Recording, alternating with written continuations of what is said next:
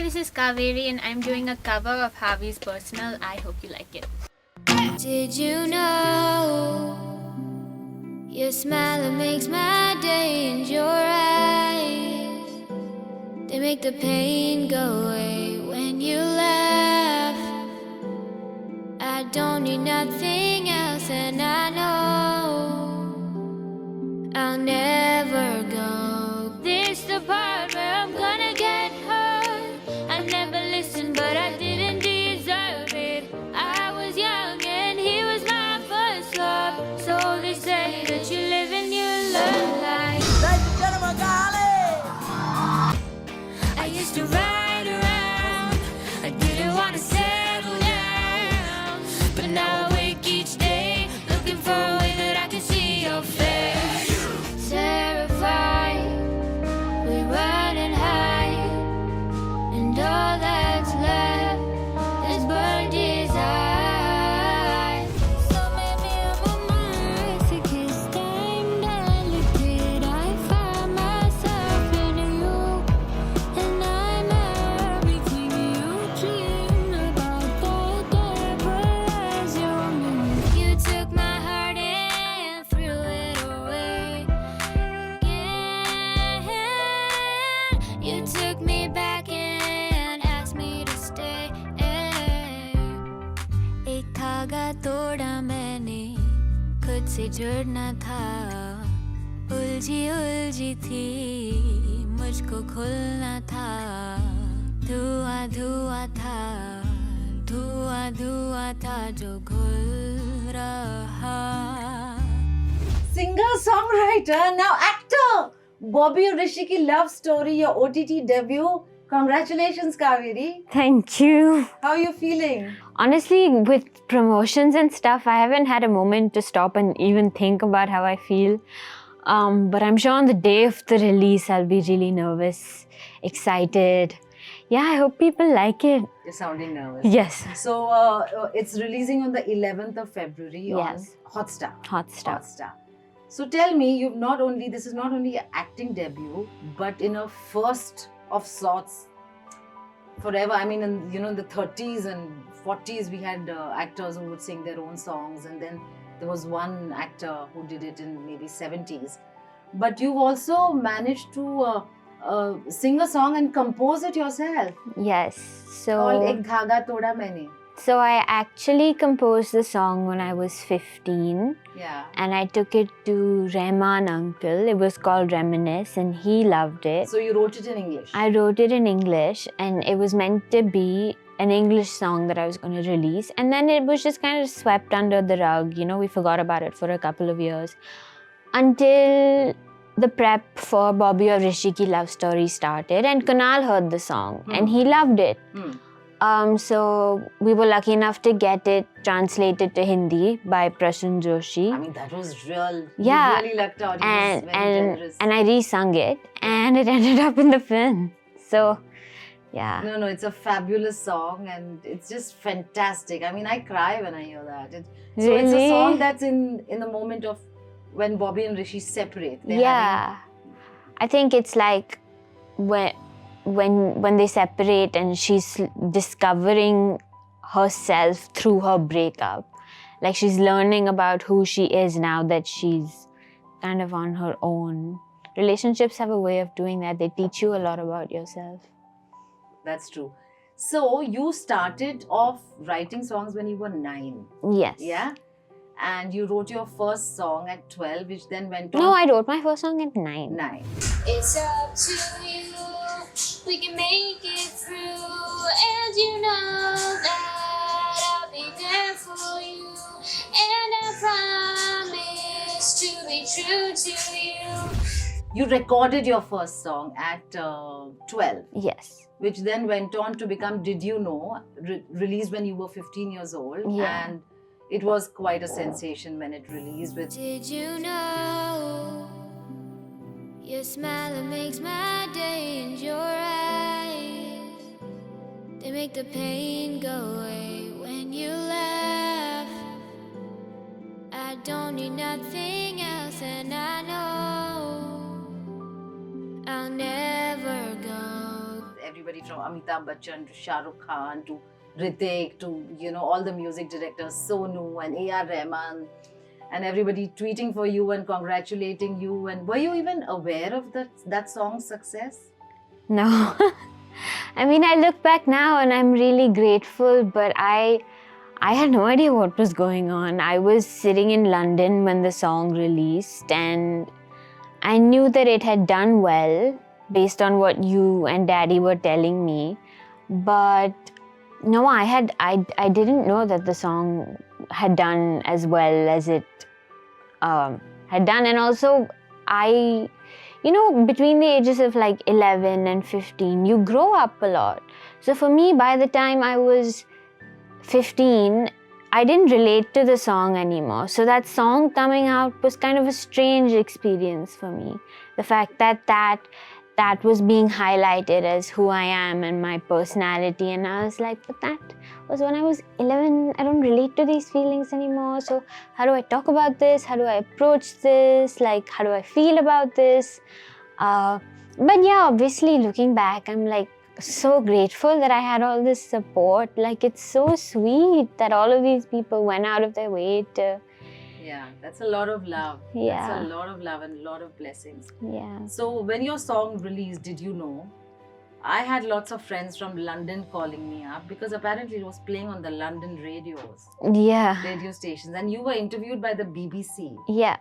And in one of your interviews, you clearly said that I hope people are liking the song because they like the song and not because of who my parents are. I did say that. Yeah. And I stand by it. I really, any music, any art that I put out, I want people to follow it, listen to it, love it because of the art itself. You know, not because of the family I come from or the relationships with the family I come from. But you know, you only get the love and affection when people are able to hear your song. Yeah, and that of opportunity course. comes So from, that I'm really grateful for. Yeah.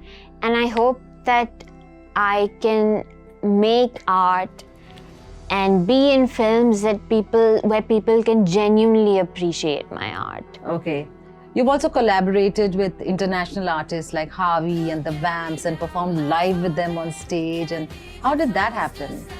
So they came to India and I think they contacted us.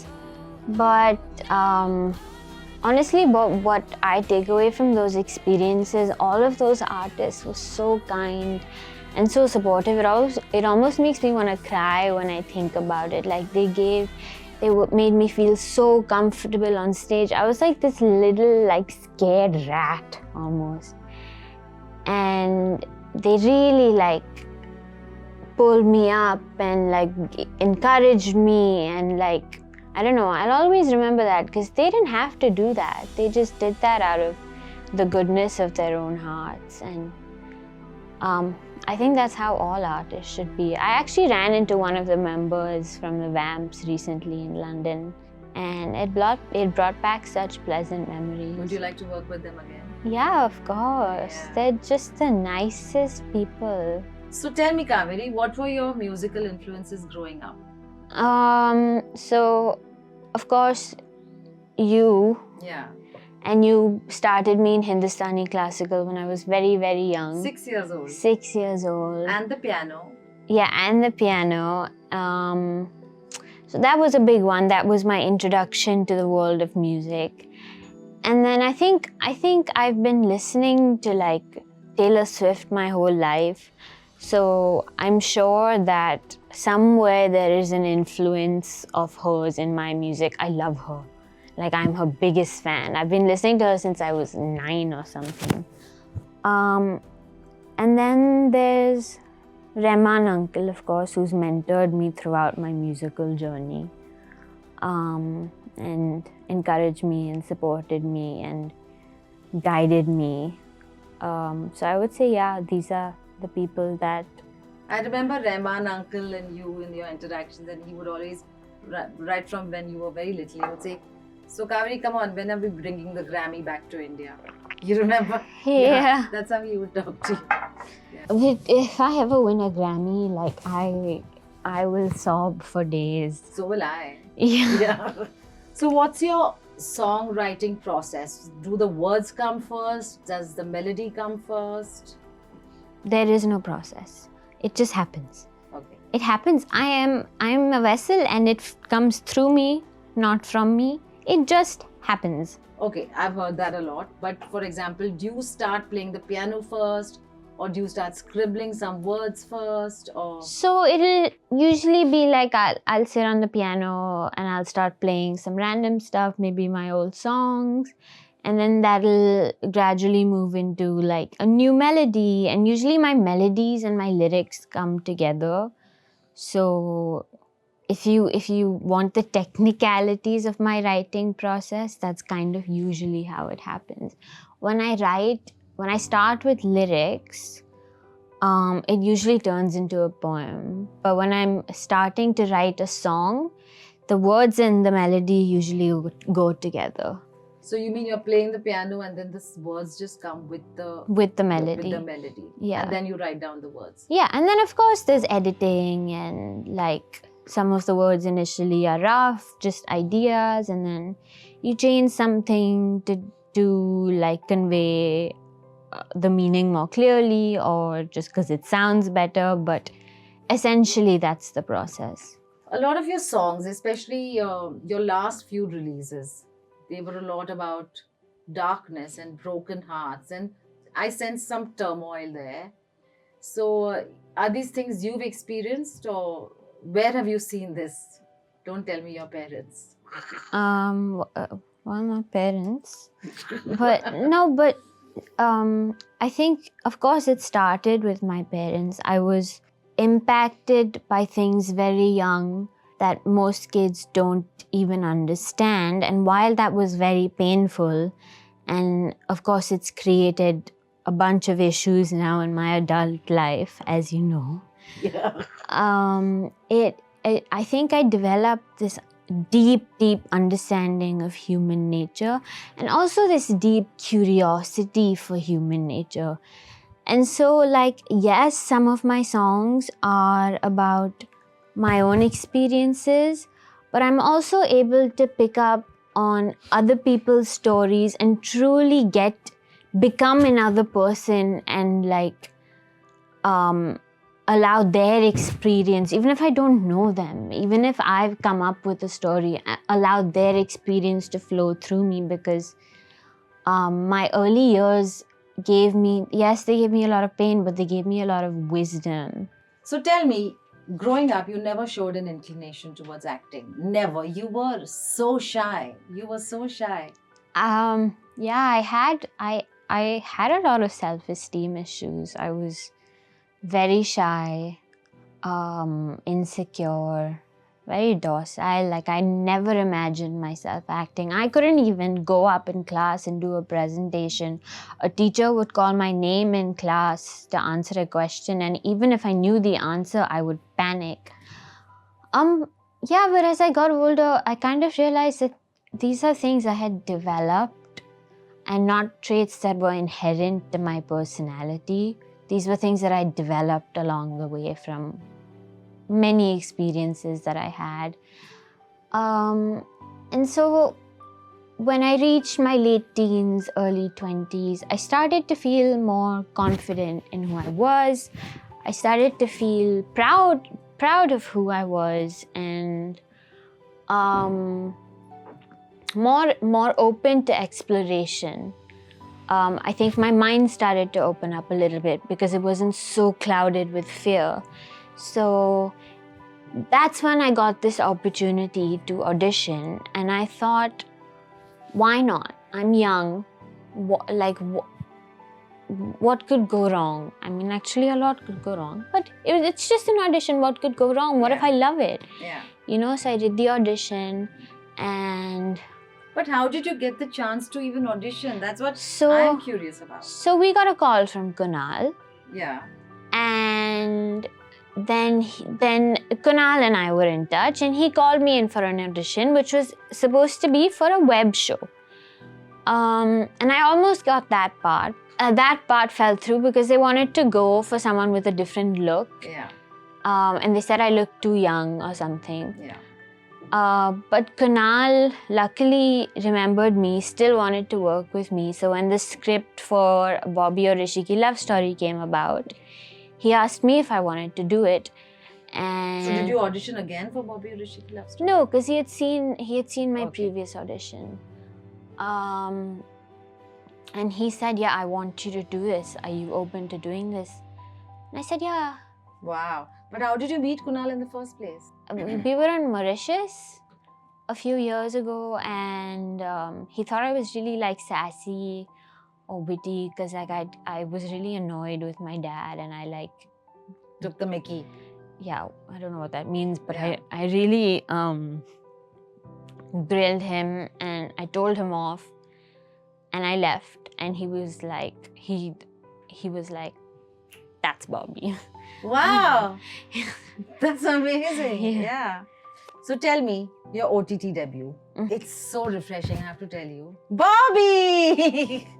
I have to tell you, it's so refreshing to see something young and fresh and happy, and like I smell flowers and I smell perfume when I see the promo, and it's just so fresh and sweet and innocent. I think our lives have become so kind of, there's so much, even in content and everything, there's so much exploration of violence and the dark side that I think I'm really dying to see this film, and I think that's how a lot of people are reacting and to the promo and Yeah. everything. The film will be out, of course, 11th. By Yeah. the time this interview is aired, it'll be out. I think this film is gonna melt people's hearts. Oh. It's so sweet. It's such a sweet film. Such a simple, sweet film, just filled with love. A little bit of drama. And great music. Great music. Great music, which you're part of. Oh my God, that's for me is an high. So you have a long road ahead of you. My God, you're just starting. And how do you plan to balance your dual careers as an actor, as a musician, as a singer? I'm just gonna see where life takes me, really. Okay. I put so much pressure on myself when I was a kid and younger. And like so much pressure. I was like, I have to be fully successful by 18, and by 20 I have to have this, I have to have that. And now I'm tired. I'm tired of all the pressure I put on myself. And I just want to live my life like channeling my creative energy in any way that I can, having fun, helping people as much as I can. I know you keep your midnight pastime is to contribute to charities. Yeah, and I honestly, like, I feel like that's a part of my purpose. And like, honestly, I hope to leave the world a better place than I found it in whatever way that I can. Yeah. But wait, what was the question? How do I plan on balancing Yeah. it? I don't know. We'll see. We'll see. As it comes. I enjoy both as much as the other, and I'm in no rush to. I've given up this whole idea of, oh, I'm this age, I'm that age, this needs to be done, I have to have this much workout by now. I want to live my life slowly, stress-free, like I just want to breathe, I want to enjoy my life. So yeah, I go where the wind goes. Nice. And what do you think about the pap culture, and how do you deal with that pressure, of paparazzi and the pressure to always present yourself a certain way, say the right thing, do the right thing? See, say the right thing, I don't feel that much pressure because I like to be very honest. And I understand that some people are going to get upset, but I also understand that if you challenge the status quo, if you are trying to do something different with your life, there are going to be people that get triggered. And in my mind, that's a good thing. It means you're doing something right. So, like the hate and stuff, I can deal with. I've understood my whole life, because whether it was music or acting, I knew I wanted to step into the limelight. But I struggle a lot with like feeling like I have to look perfect all the time. I struggle a lot with my body image, like just feeling like sometimes I look in the mirror and I'm like, some days I wake up and I'm like, oh my God, like I'm a monster, you know? So like, I struggle a lot with that, and there is a lot of pressure there. Not so much in the music industry as I've experienced, but now that I'm stepping into acting, it is a little overwhelming. It's a visual business. It's a visual business, yeah. You are how you look, literally. Yeah, and but on some level, I also feel that like actors are meant to portray humans, so we should be allowed to look like humans. But yeah, that is one aspect of this world that I find it painful. Yeah, painful is the right word. Yeah, it is painful. It's demoralizing. It can be painful. Too much pressure, unnecessary. Yeah. So you studied music at the Berklee College of Music. You went there with a scholarship, and in fact, you were offered Bobby or Rishi ki love story when you were in college. Yeah. You used to rehearse in the night because Vardhan was on Indian time and you were on Boston time. It was stressful, and Vardhan and I would get into a lot of fights about it. I'd be like, listen, I know you have a full working day, but I'm in school. It's not like it's any easier. You can't expect me to do everything at 2 or 3 a.m. But eventually we kind of like met in the middle and started figuring it out. And then when we started doing prep in person, it just became a whole lot of fun. But you all prepped a lot. We prepped a lot before and then in London as well. We prepped for months before, and then we started prepping in person. And when we started prepping in person, it was just a ball. So, are there any genres of music or film you'd like to explore? Like this, you've done a rom-com now. Yeah. So, is there any kind of genre you think will be something as an actor you'd be challenged to do?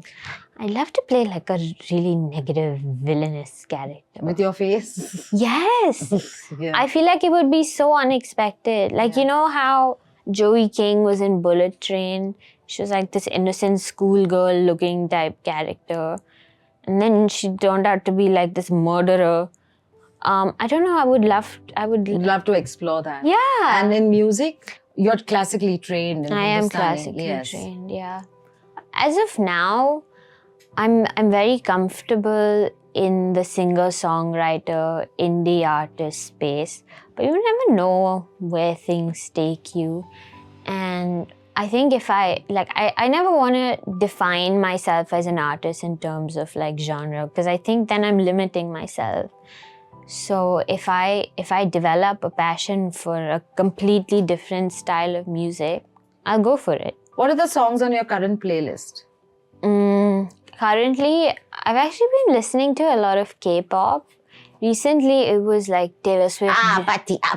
No, actually, yeah, that too. That too, I love that. Yeah, but recently it was like Taylor Swift, James Arthur, Louis Capaldi, brilliant songwriter. I would love to work with him.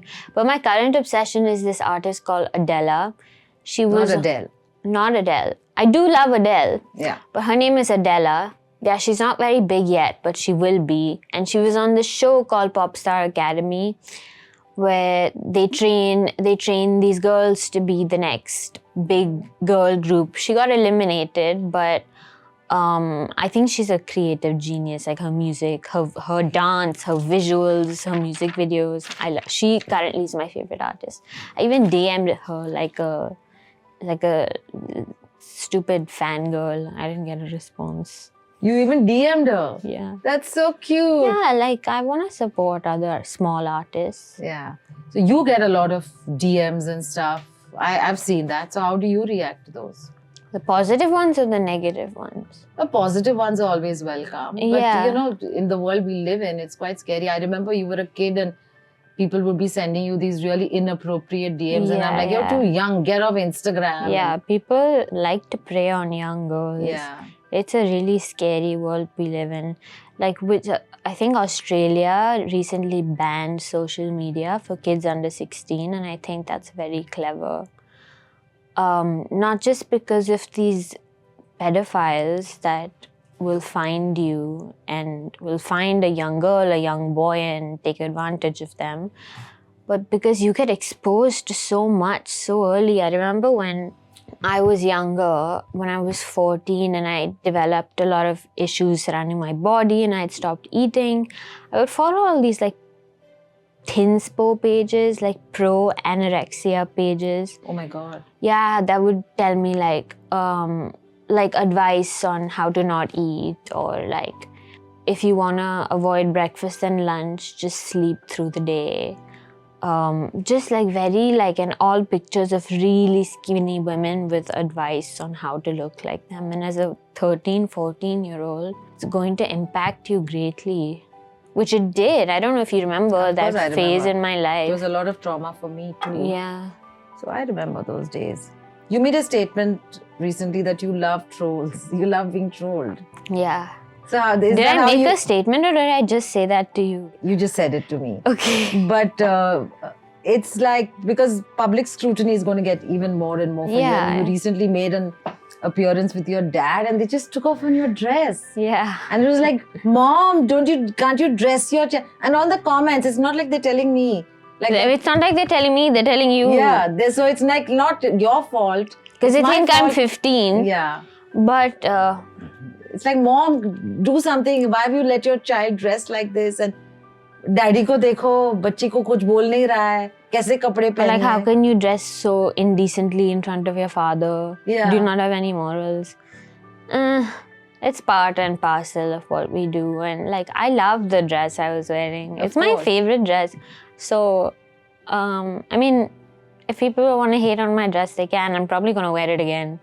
But if we really get into this question, I think I already said this in this interview, but when you want to do something different with your life, when you want to be honest and authentic and a beacon of truth, you're going to trigger people. And sometimes I feel if you're not getting that hate, you're not doing it right. So when I said I get a kick from being trolled, that's what I meant. I meant that, like, okay, I'm doing something different. Like, and that's how I want my life to continue. What's your take on nepotism, this whole nepotism debate? What's your take on it? See, I understand both sides of the coin. I know that people see it as unfair that people from outside the cinema world and the cinema families are not getting opportunities or enough opportunities, and that is frustrating. Like, if I was in their position, I would find that frustrating. But on the other hand, two things. Nepotism happens in every field. Doctors' kids become doctors, lawyers' kids become lawyers. And I think, like, if you are passionate about something, you've grown up around it, it's all you've ever known, you love it, like it's what you want to do with your life, it like makes you happy, you find your purpose in it, you would be stupid to not take the opportunities that you're given because of your position of privilege. And I think the people that are hating on these nepo babies so cruelly, like some of the things they say are vile. It's like reverse bullying, you know? It's is it reverse bullying? Is that the word? No, it's just bullying. It's just bullying, pure bullying. Yeah, being so cruel to these young girls and boys. I think they should think about if they were in their positions, had those opportunities and wanted to do that with their life, would they not take the opportunities? Of course they would. Yeah. I would say like 99% of them would. Or maybe 105% of them would. Yeah. So it requires understanding on both sides. I think it requires a confidence in yourself also. Yeah. I think people who are confident in themselves don't grudge others what they have, you know. Yeah. in their ability to, in their talent, and their ability to work hard. Yeah. And their ability to create opportunities for yourself. And I just think people need to stop being so mean to people. It's ridiculous, like the way that people just to hate someone so much for such a small reason.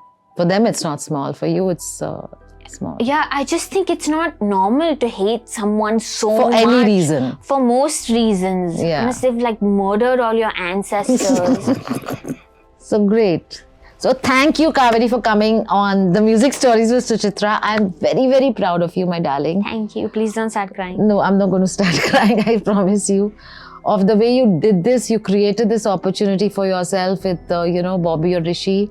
Everybody expected you to debut with your dad's film, Masoom 2, and then you've surprised the world. You surprised us when you accepted the film. You told us about it. You went and auditioned on your own and you told us about it later. I went to set also on my own. Yeah. And on my first day, I remember when we were doing the cover shoot, I walked in like a little mouse. Like I didn't have a team. Like I just kind of went there by myself. And I was kind of frantically looking around for someone who recognized me to see me. So I caught there was this girl standing there and I was like, hi, I'm Kaveri. And she was like, oh, Kaveri, costume department is downstairs. And I was like, no, I'm Kaveri, I'm Bobby. And she was like, oh, and then someone who knew me found me, took me to my trailer. So yeah, it was a very, very interesting, amusing experience. Awesome, Kaveri. I wish you all the best in your acting career, in your music career. I can't wait for the world to see Bobby Rishi. I cannot wait for them to hear your song. As a musician, not just as a mother, but as a musician, I really believe in your talent. You know that. So I wish you all the best and may you always have the strength to not, fall prey to people pleasing, do your own thing and just carve your own niche, walk your own path. Yeah. All the best. Thank you. Bobby, my little Bobby. You're my little Bobby. Thank you.